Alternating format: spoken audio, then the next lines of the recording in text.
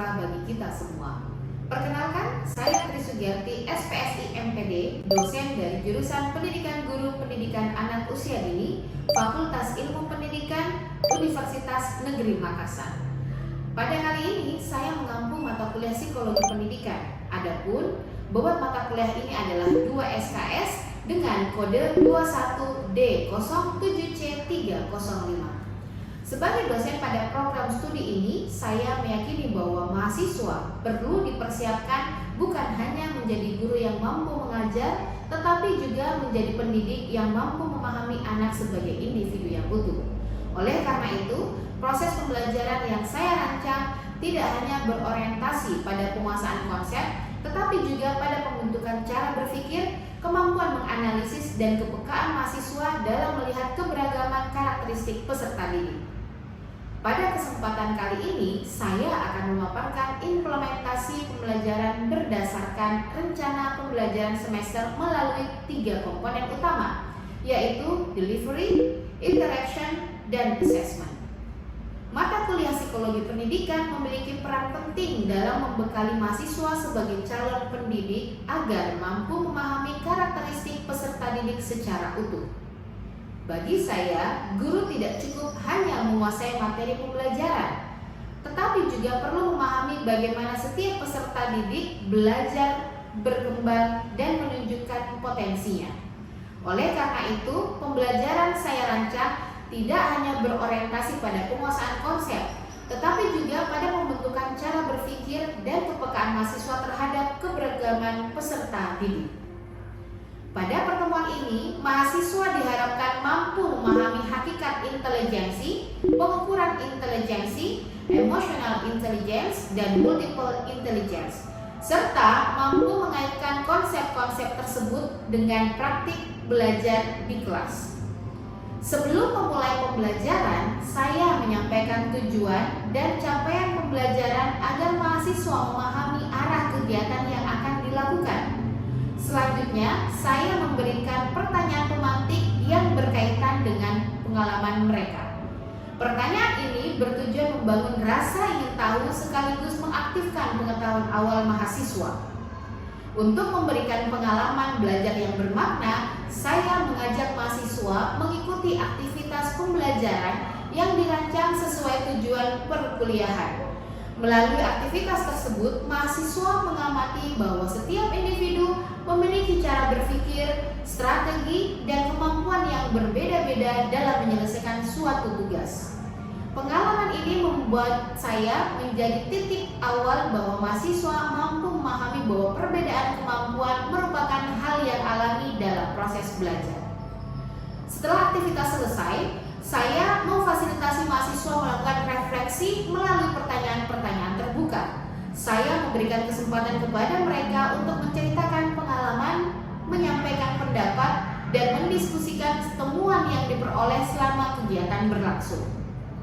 Refleksi ini saya gunakan sebagai jembatan agar mahasiswa menghubungkan pengalaman belajar dengan konsep ilmiah yang akan dipelajarinya.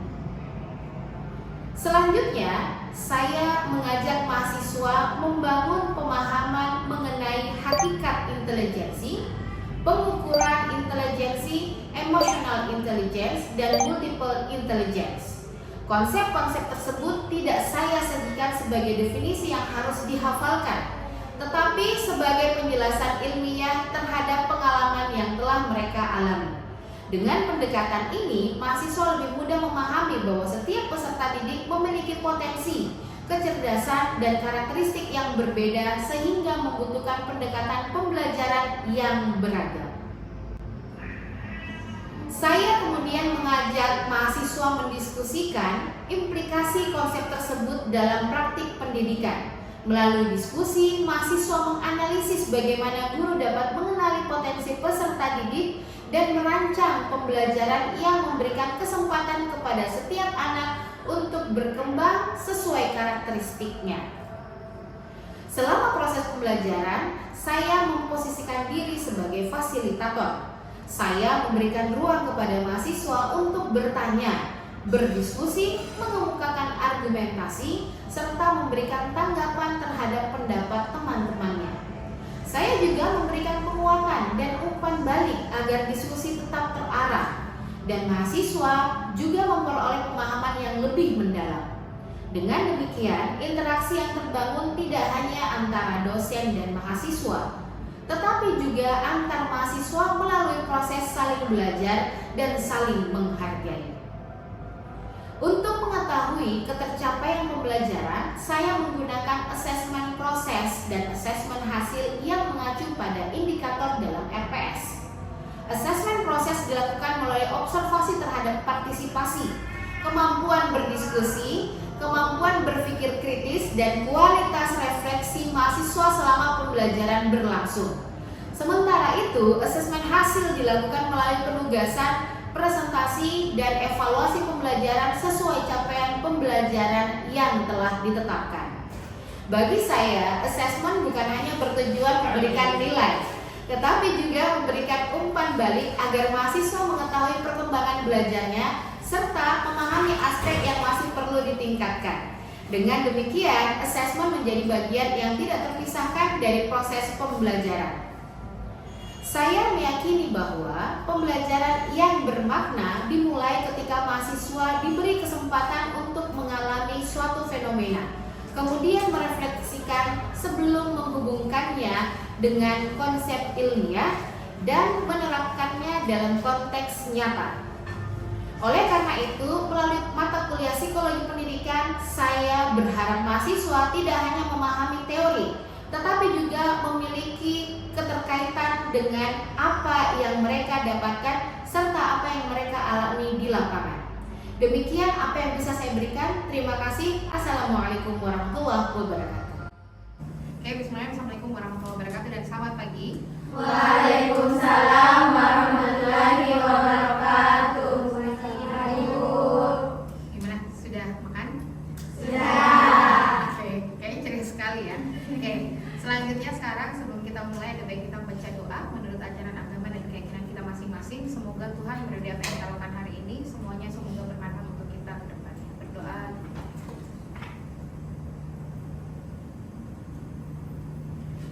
Oke, selesai.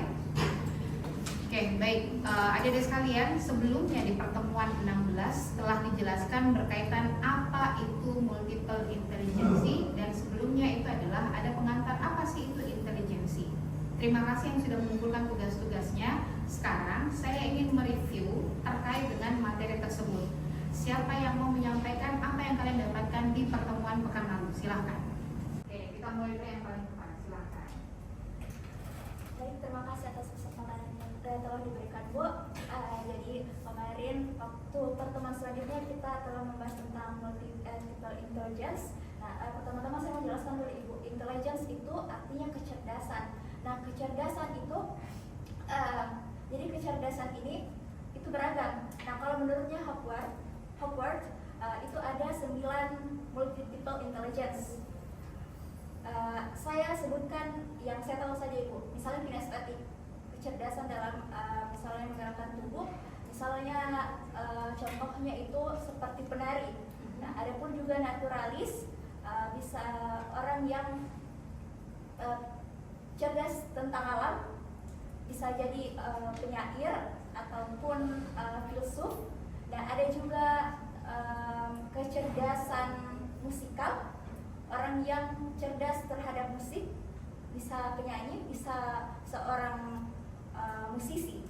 Nah, adapun untuk intelligence sendiri itu berkaitan dengan aspek perkembangan. Nah, ada 6 aspek perkembangan, yaitu kognitif, motorik, bahasa, sosial emosional, seni, dan nilai agama dan moral. Nah, kalau misalnya Ibu kan berkaitan. Kalau misalnya ada yang terhambat dari perkembangan itu, maka terhambat juga dalam intelektualnya. Misalnya saya ambil contohnya aspek motorik. Misalnya orangnya disabilitas, maka memori dalam tubuhnya itu juga akan sulit menerima sensorik. Nah, adapun misalnya faktor yang mempengaruhi intelektual itu bisa saja dari orang tua atau budaya. Misalnya orang tua dari pola asuh orang tua seperti apa, budaya seperti adat istiadat atau kebiasaan yang diterima dari lingkungan. Baik, itu. Terima kasih, kita berikan aplaus. Ini tulisan ya, bukan Guilford tapi Howard Gardner. Oke, selanjutnya ada lagi, silakan Pak. Baik Ibu, terima kasih atas kesempatan yang diberikan. Saya hanya ingin menambah penjelasan dari Saudari Fathia. Kalau intelligence itu kecerdasan. Nah, yang akan saya jelaskan itu multiple intelligence. Nah, di mana multiple intelligence ini ialah kecerdasan majemuk, yang dimana kecerdasan ini tidak hanya bisa diukur dari satu aspek saja, melainkan dari banyak aspek. Aspek-aspek dari kecerdasan intelligence ini ada 9 yang saya tahu Ibu. Yang pertama ada linguistik, naturalis, intrapersonal, interpersonal, visual spasial, dan juga Apa? Naturalis? Sudah? matematis, Matematis. dan kinestetik Ibu. Oke. Itu saja yang bisa saya tambahkan dari Saudari Fathia Ibu. Terima kasih. Baik, terima kasih, kita berikan aplaus. Oke. Dari gambar yang di atas ini nih, kita akan bicara terkait dengan apa itu bakat dan minat. Oke. Jadi kalau kita ilustrasikan gambar di atas, setiap kita pasti memiliki bakat dan minatnya masing-masing. Bukan, bisa jadi mungkin bukan dengan menyanyi, mungkin ada yang lebih kepada olahraga, ada yang dalam memasak, atau mungkin dalam matematika dan lain sebagainya. Minat bakatnya itu setiap orang pasti berbeda-beda. Nah, sebelumnya ini adalah capaian pembelajaran yang akan kita laksanakan di pertemuan kali ini. Jadi nanti yang diharapkan adalah kalian pertama, yaitu apa? Mampu menjelaskan apa itu bakat. Setelah kalian memahami bakat, nanti kalian akan diminta untuk mampu menjelaskan apa itu minat. Setelah itu mampu mendeteksi bakat individu dan nanti mendeteksi bagaimana minat individu. Oke? Ini untuk capaian pembelajaran untuk hari ini. Nah, selanjutnya dengan pertanyaan pembuka, apa itu bakat dan apa itu minat? Ada yang mau menjawab? Silahkan angkat tangan. Silahkan ya, apa itu dulu bakat? Ya baik Ibu, terima kasih atas kesempatan yang telah diberikan. Terkait bakat, saya tahunya itu merupakan keahlian atau kemampuan yang dimiliki seseorang, di mana bakat itu bisa meningkat seiring berjalannya waktu, asal bakat tersebut di apa namanya Ibu, diasah. Ya. Kalau minat itu merupakan ketertarikan, tapi belum tentu dia memiliki keahlian dalam hal itu. Oke, tahan sebentar. Kalau gitu bakat itu datangnya dari mana? Kalau bakat datangnya dari bawaan Ibu, dari Turunan. ya turunan. Oke. Kalau minat berarti bukan Iya, turunan. iya Ibu. Berarti dia didapatkan dari mana? Dia didapatkan dari lingkungan sekitar. Oke, baik. Terima kasih, kita berikan aplaus. Selanjutnya kita akan melangkah dengan untuk memahami bakat dan minat, kita akan masuk ke tahapan games atau bermain games. Sekarang saya minta kepada kalian membagi setiap kalian itu menjadi 4 orang dalam satu kelompok. Oke, kita mulai dulu dengan silakan, karena berhubung ini sebenarnya harusnya ada korek api, tapi biar kita jadi lebih ramah lingkungan, gunakan pulpen atau pensilnya masing-masing. Oke, silakan.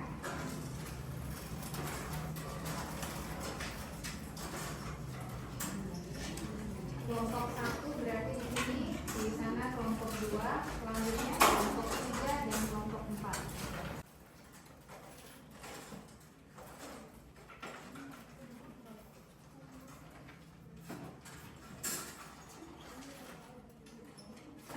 Nah, sekarang dari pensil yang biasa kalian gunakan untuk menulis, silakan kalian rembukan.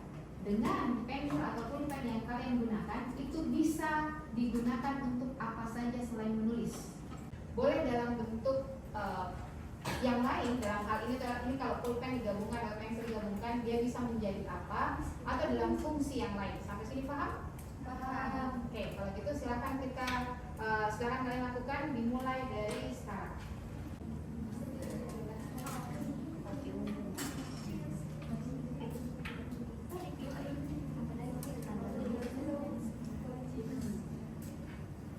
Oke, kalau sudah menemukan langsung dituliskan saja dan ingat tolong dituliskan nama kelompoknya di atas. Ya.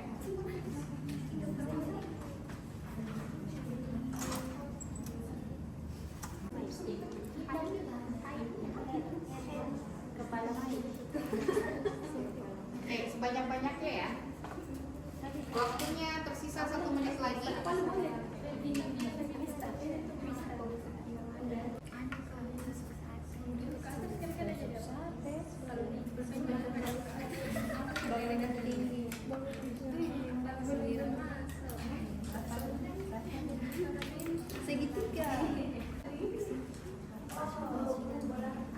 Oke, untuk memahami saya ulangi instruksinya. Dengan pulpen atau pensil yang kalian miliki saat ini, itu bisa beralih fungsi menjadi apa saja atau beralih bentuk menjadi apa saja kalau ternyata itu digabungkan, atau dengan bentuk-bentuk yang sama-sama tuh misalnya digabungkan jadi apa, jadi fungsi apa lagi.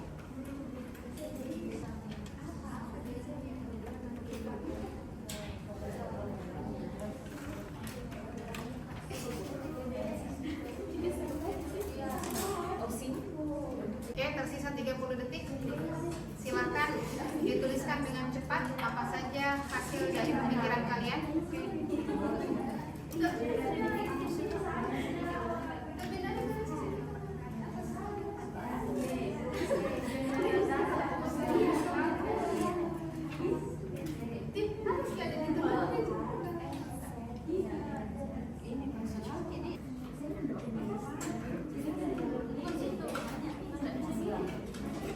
Baik, 10, 9, 8, 7, 6, 5, 4, 3, 2, 1. Ini selesai. Nah, sekarang silakan dari setiap perwakilan menyampaikan apa saja sih hasil kreativitas kalian. Oke. Nama kelompoknya boleh diubah juga ya sebenarnya. Gak mesti harus kelompok satu. Silakan pakai nama yang lain. Kalau mau diubah nama silakan. Bagus secepatnya. Baik, kita persilakan dulu untuk kelompok yang pertama. Perwakilannya silakan maju ke depan.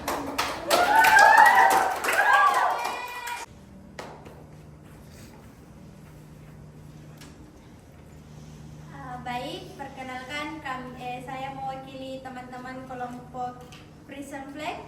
Jadi kreativitas yang dapat kami hasilkan setelah berunding dengan teman-teman Prison Flag yaitu dari pensil atau pulpen bisa berubah menjadi api unggun, tangga, mic, head mic, mistar atau penggaris, tenda, kubus, belah ketupat, huruf E dan M, jajaran genjang, jendela, dan kipas.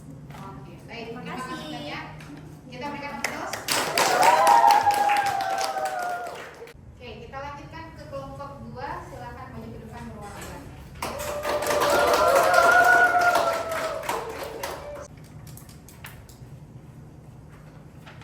Baik, adapun saya perwakilan dari kelompok Dubai Cui akan membacakan apa saja sih yang bisa dikreasikan dari pulpen atau pensil yang sudah saya diskusikan dari bersama teman-teman Dubai Cui. Yang pertama, pulpen atau pensil bisa dari ketapel, bingkai, pot bunga, supir, pengukir lilin, pengaduk cairan, pistol mainan, simbol huruf atau angka, penghapus, kemudian tangga atau kursi mainan. Ada. Assalamualaikum warahmatullahi wabarakatuh.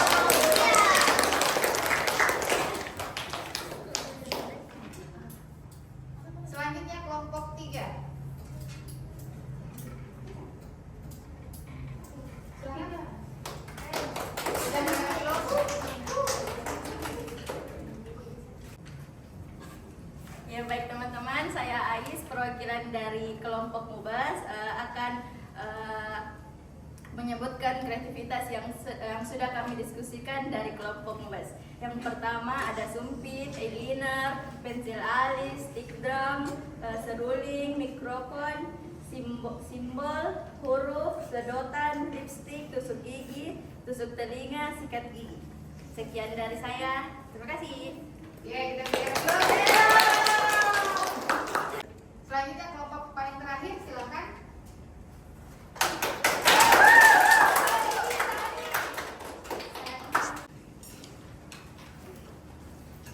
Ya, baik, perkenalkan kami dari kelompok Cucu Lemon akan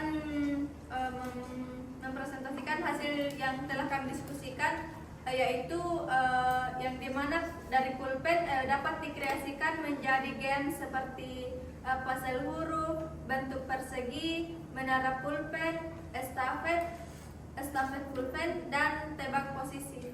Baik, mungkin itu saja. Terima kasih. Oke, baik, itu tadi beberapa kelompok dari program kalian untuk menyampaikan apa saja kreativitas yang bisa dilakukan hanya dengan dari pulpen atau pensil yang kalian gunakan. Nah, sekarang kita coba untuk refleksi terkait dengan kegiatan yang tadi, yaitu kenapa ada yang memiliki sedikit. Tadi kan ada yang beberapa yang lebih dari 5, ada yang bahkan sudah hampir mencapai 10 gitu. Pertanyaannya, kenapa ada yang punya sedikit dan ada yang punya banyak jawaban? Ada yang mau mencoba menjawab? Alasannya kenapa kira-kira? Ya Ibu, terima kasih atas kesempatannya. Tadi pertanyaannya Ibu, kenapa ada dari teman-teman kelompok lain yang memiliki banyak jawaban dan bisa dibilang sedikit dari yang kelompok lain itu karena bisa dari cara berpikirnya teman-teman atau dari imajinasinya teman-teman. Apalagi games ini tuh dalam bentuk kelompok, jadi pasti banyak ide-ide atau masukan-masukan yang diberikan dari dari teman-teman kelompok itu sendiri. Oke, baik, terima kasih, kita berikan aplaus. Oke, kalau tadi ada yang cepat, kalau tadi ada yang banyak, ada yang sedikit. Sekarang, kenapa ada orang yang ketika misalnya kalian tanya nih, satu kelompok kan ada cepat yang menjawab, ada yang lambat menjawab. Oke, kira-kira itu karena faktor apa? Apakah tetap dengan faktor yang sama tadi? Kalau tadi bisa disimpulkan berarti apa? Hanya faktor pengalaman kan? Setiap kita pasti punya namanya perjalanan masing-masing, pengalamannya masing-masing. Selain itu, kalau gitu apa lagi? Selain perjalanan atau faktor pelajaran yang kita dapatkan dari kehidupan kita masing-masing. Apa? Oke, pengalaman iya. Yang kedua? Apakah mungkin kan bahwa ini adalah juga dari turunan atau dari pola asuh yang diwariskan? Karena bisa jadi mungkin dari ibu kalian tahu, oh ini dulu digunakan untuk ini, ya kan ya? Nah, oleh karena itu dari apa yang tadi definisi terkait dengan apa itu bakat, maka bisa disimpulkan bahwa ternyata bakat itu sesuatu hal, ini kan sebenarnya hal yang dimana kalian pasti akan melalui setiap masing-masing kan ya untuk keluar jawaban itu. Nggak mungkin kalian menjawab sesuatu hal yang tidak pernah kalian alami, ya kan ya? Contoh yang tadi, pulpen dipakai untuk tusuk telinga, bisa jadi dia pernah pakai untuk tusuk telinganya. Iya kan, bisa jadi. Iya. Ya, karena kenapa? Ada pengalamannya. Nah, bisa jadi juga ini berkaitan dengan dia melihat bahwa dalam lingkungan keluarganya adalah lingkungan keluarga yang tinggi kreativitasnya. Semua hal mungkin awalnya itu adalah hal yang normal. Pulpen digunakan untuk menulis, sendok digunakan untuk makan, tapi di keluarganya bisa jadi digunakan banyak hal. Karena kenapa? Faktor kreativitas dari lingkungan atau dari keluarga. Kita lanjut setelah bakat, yaitu adalah bagaimana bakat ini memiliki 3 dimensi. Jadi dimensi itu adalah hal-hal yang membentuk dari bakat. Yaitu pertama adalah ada perseptual, kemudian yang kedua ada psikomotor, dan yang terakhir itu adalah intelektual. Kalau perseptual ini kita ambil dari kata persepsi, oke? Jadi kalau perseptual yang membuat seseorang itu memiliki bakat adalah karena dia memiliki persepsi atas sesuatu hal. Contoh kayak tadi ya, pulpen ini kalian bisa gunakan buat apa? Itu kan persepsi, oke? Selanjutnya psikomotor. Nah, kalau psikomotor ini berkaitan dengan apa? Dengan psikologis dan motorik. Dengan apa? Bisa jadi kalian pernah gunakan pulpen itu bukan untuk menulis, tapi mungkin untuk apa? Entah itu kayak tadi ada yang untuk jadi ketapel, ya kan ya? Karena berhubung kalian mungkin susah untuk melempar pakai batu, mending kalian jadikan ketapel misalnya. Kemudian juga yaitu adalah adanya intelektual. Nah, kalau intelektual ini bisa mencakup semuanya juga, yaitu apa? Faktor intelijensi. Nah, ternyata intelijensi ini yang membentuk namanya kreativitas. Dan dengan adanya kreativitas yang membuat setiap manusia itu berbeda-beda dalam menyelesaikan masalah. Jadi kalau kita ingin bertanya, kenapa ada orang yang bisa melewati satu masalah itu lama sekali, sedangkan orang lain dengan masalah yang sama itu cepat sekali? Karena kenapa? Bisa jadi adalah intelektualnya, atau kita menyebutnya bagian dari kreativitas. Tapi jangan salah juga, ada orang tinggi intelektualnya, tapi menghadapi masalah, dia akhirnya apa? Mohon maaf, dia akhirnya tidak bisa menerima masalah tersebut karena dia tidak bisa urai. Yang terjadi apa? Jadinya adalah ODGJ, orang dengan gangguan kejiwaan, karena dia tidak bisa fleksibel dengan itu. Nah, yang membentuk itu sebenarnya apa? Bagian dari perseptual juga. Jadi bukan cuma intelektual, tapi apa? Bagian dari perseptual. Cara kita mempersepsikan sebuah masalah. Intelijensi bagus, sangat bagus. Itu modal awal. Tapi yang paling membentuk juga adalah ada perseptual dan psikomotor. Jadi makanya kalau kita berpikir orang yang kemungkinan bisa sehat secara mental bukan hanya faktor intelektual, tapi apa? Ada perseptual, ada psikomotor juga. Oke, kita lanjut. Nah, selanjutnya kalau menurut Sartre itu punya definisinya tentang masalah minat. Kalau tadi kita bicarakan bahwa bakat itu hal yang diturunkan.